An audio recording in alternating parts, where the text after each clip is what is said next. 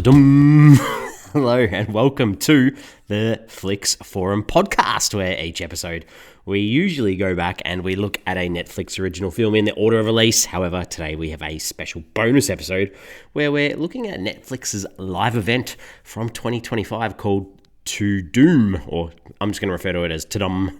This is Netflix's almost upfront coverage of all their content that's coming out for the next 12 or so months. So if this is something that you've watched and you're interested in hearing my takedown, have a listen. If not, that's all good. I might give you some information on what was covered and where you might want to go looking for trailers or information online. So this Tudum 2025 aired worldwide on Netflix live from the Kia Forum in Los Angeles, California in America on Saturday the 31st of May, which happened for me to be 10 a.m. Good morning session on Sunday the 1st of June here in Australia.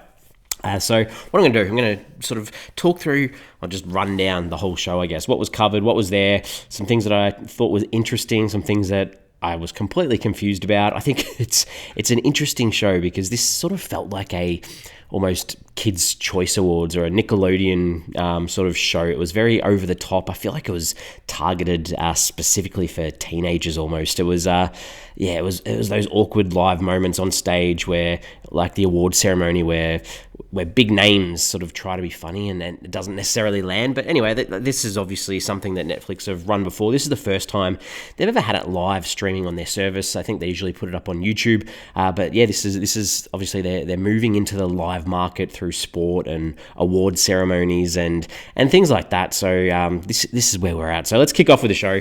It starts obviously telling us that this is a Netflix live event, and they go backstage at Tudum, which it's like a pre-recorded segment to sort of introduce the audience to the host. So we see Sophia Carson opens this box which has notes in it, and these notes include a life list or things that she wants to achieve in her life, and also a Netflix list on the back. So she sort of nods and then breaks into these little segues, I guess, of Netflix shows. So the first one is this breakout big dance with big moves, and I knew the song they were dancing to. This is from that Netflix show with Nicole Kidman called The Perfect Couple. So it's the song to that. She's dancing with a whole bunch of kids. And then we cut to the next rule of her list, which is sing your heart out. So she's on stage singing some song. I have no idea what that was from. Then the next rule is that she needs to save the world. So we get this little rip-off of Carry On, the Netflix hit original film from Christmas last year with Taron Egerton at the airport trying to find that suitcase or the luggage with that red ribbon on it.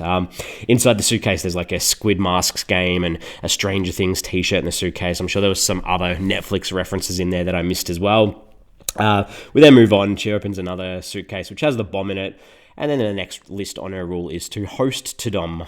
Interesting. So we cut to her with Connie Britton, recognise Connie Britton sitting on the other side of a desk, and they talk about this one more list that she hasn't ticked off, which is to fly. And then Sophia Carson's like, is this a metaphor? And Connie Britton says, no, you're going to fly. And then there's this knock on the door from this guy called Kyle. No idea who he is, but he's like, you're hosting. You're going to have a big entrance. Buckle up. She says, I'm ready.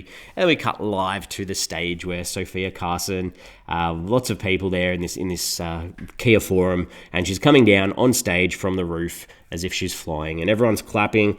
I don't know, wasn't any humor in that introduction, but sure, all good. Big pump up of the crowd, asking them how they're going, if she's ready to do this. The crowd seems super revved for, I don't know how they managed, whether they gave tickets away, sold tickets, but the crowd was super pumped to be there. She does that Netflix Tudum noise, and they keep referring to it as Tudum. I'm not sure. To me, when you hear that noise, it says Netflix starts, and that's what obviously Tudum is. I don't know. To me, it's just like Tudum. I've had enough to say that. So Sophia Carson talks about if she's not on Netflix, that she's watching it, and hosting something like this is something that she's always wanted to do. Very cliche. She's talking about it's a host party watch with millions of fans. First time that it's streaming on Netflix across the world, and she thanks everyone there, saying that the night is for them. Talks about that it's the biggest stars on Netflix that are going to connect with their fans, and lists off some of the bigger names, I guess, including Ben Affleck, Matt Damon, Jenna Ortega, The Sandman, and the cast of lots of shows that apparently audiences love, including Stranger Things. So also say that Lady Gaga is going to to be on the show as well. Talks about it being in LA, but it's a worldwide show, and kicks off using some Netflix terminology, saying, let's get ready to binge our favorites. There's this voiceover that sort of shows us the red carpet footage from before, pretty big red carpet as well. And then there's these sort of cuts of, obviously, Squid Games is one of Netflix's big franchise. So we've got those Squid Games people in the suits at the Griffith Observatory, which is obviously, if you're a film fan, you've seen La La Land, or going all the way back to Rebel Without a Cause with James Dean as well. We see them at the Griffith Observatory. We then see them all over the Hollywood signs, as well as Hollywood Boulevard, then Santa Monica Pier, and finally that Kia Forum, where they all come on stage. They have this ad on the screen for the Squid Game Unleashed game on mobile devices, as well as lots of these Squid Game characters on stage doing some big dance before drummers come out, and this rapper comes out who I had no idea who it was. On the back of the screen it said HMK, so I'm guessing that's who it was. And then once the rap or the song's finished, the Sophia takes off one of the suits and continues hosting with a Squid Game introduction, talking about the show taking over the world, and pulls out the cast pretty much. So 2 stars from the show. We have player 456 and the frontman, who start off talking a little bit about season 3 in English, and then say we've brought some friends from Korea as well. So more of the cast come out. They all speak in Korean, just asking the crowd to scream if they're Squid Games fans, and talk about how this is going to be the one last time that Squid Games is played, and they say who's ready to play that final game. They teach the crowd how to count down in Korean, and then the trailer plays. And I've got to be honest, I really did like the first season of Squid Games, but I never got around to watching the second season. And obviously this is the final one, so interesting. Good visuals, looks interesting. That's all I can say. Very similar to what I remember from the first season.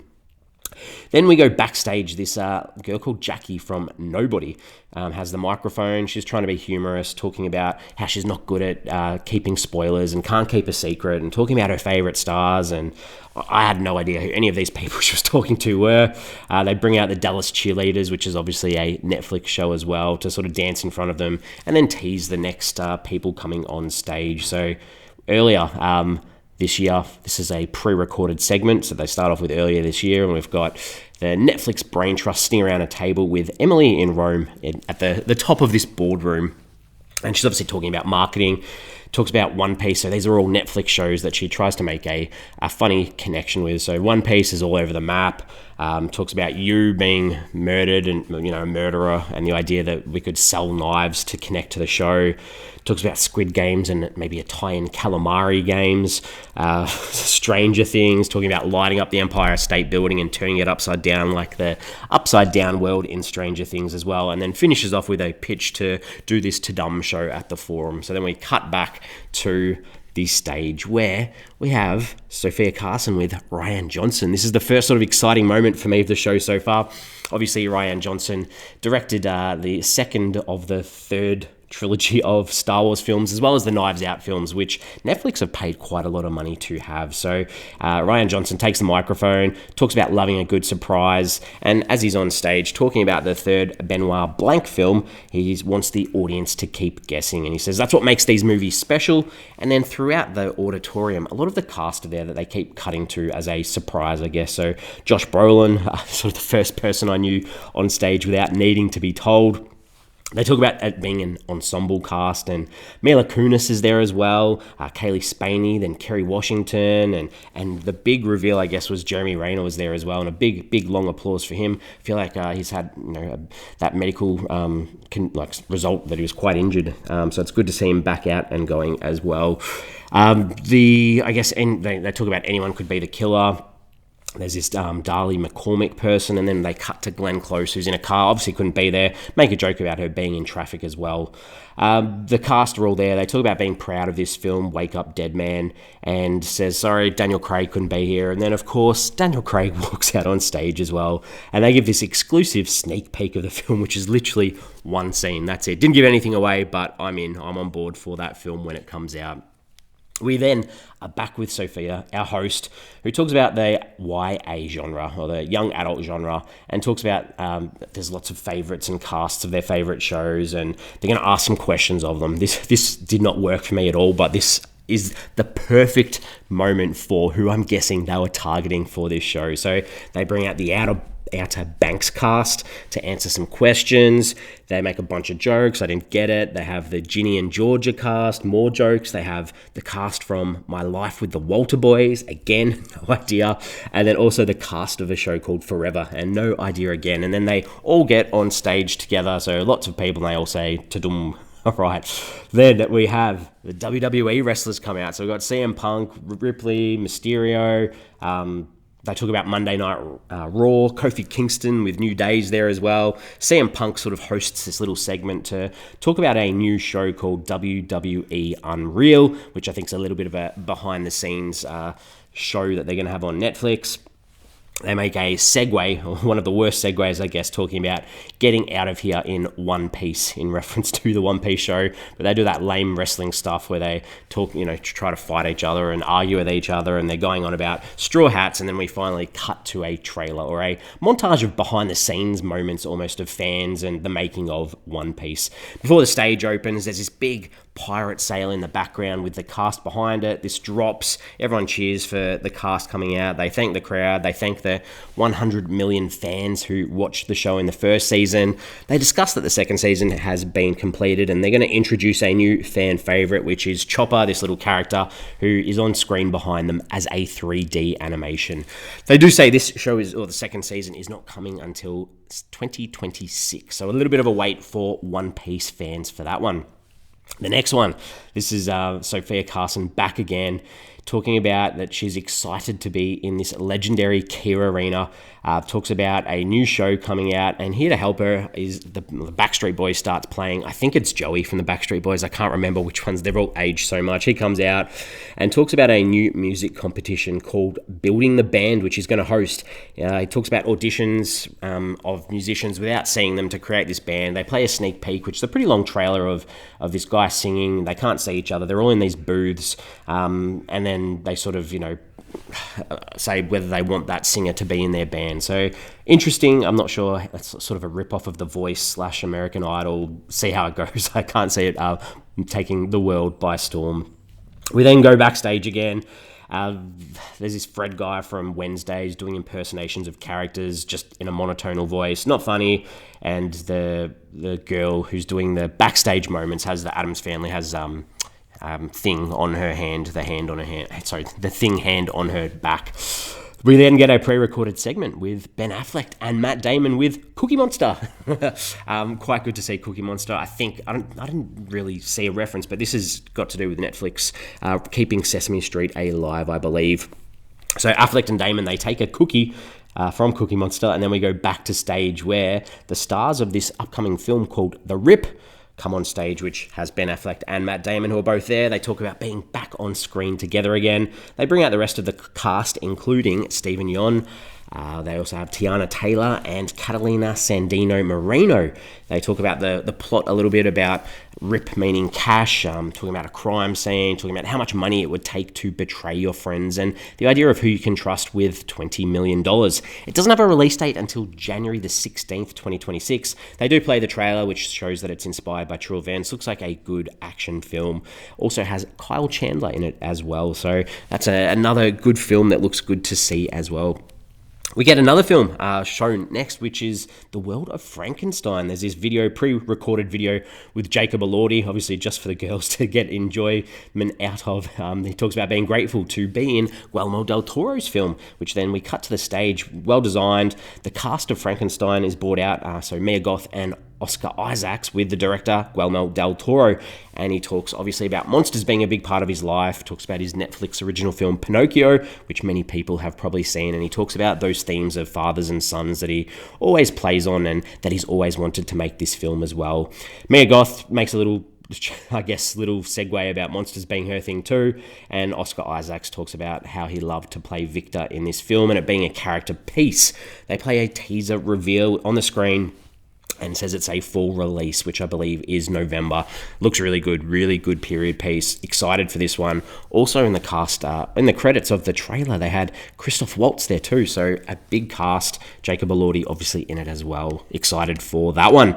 Sophia is back again and talks about, again, her love for Netflix, being a part of Netflix, that she's been in 5 Netflix original films, and that she has another one on the way. this voiceover interrupts her and puts this big fake poster on the screen about not the Marvel Cinematic Universe, but the Sophia Carson universe poster on the screen with all of her films, and then they play shots on the screen of all the good-looking guys that she's been with in these Netflix films. She announces her new film is called My Oxford Year, with the Bridgerton co-star, I think his name was Corey Mulcreast. He comes out, they talk about the film, it's about following your heart, the character's shared love of poetry. This one's coming out soon, August the 1st, so not too much, no actual footage play, just one still of the two of them almost kissing, which they joke about, and almost kiss on stage, which I'm sure the crowd would have gone nuts for. Then coming, this one's an exciting one. They cut to a Happy Gilmore teaser, which talks about Happy Gilmore changing the swing, where they have lots of sports stars making reference to them having a go at Happy Gilmore's famous golf swing. They have Rich Einstein on stage commentating to bring the cast of Happy Gilmore 2 out. So we have like Shooter McGavin, Julie Bowen comes out, as well as Adam Sandler. They sit there like it's a press conference behind a stage with some microphones. It's a packed film with cameos, and a lot of these people that make cameos from the first Happy Gilmore film, as well as obviously this one, are in the crowd asking questions. My observation on this one was that Adam Sandler looked pretty ordinary. He looked very tight. I don't know. He didn't look too good. Didn't look very healthy. Anyway, they announced the trailer, pump it up. Obviously, Ben Stiller's in it as well. Looks like Adam Sandler's daughters. It's another family affair, but excitement around that one. That film, alongside Billy Madison, you would say is a familiar favorite for many people growing up. We then go backstage for, I think it's the last backstage moment, where the Outer Banks cast are there making jokes. We cut to Peyton List from Cobra Kai, who introduces Stranger Things. So then three of the boys come onto the stage, sit on a couch, talk about the final season, a lot of reminiscing about the journey starting 10 years ago.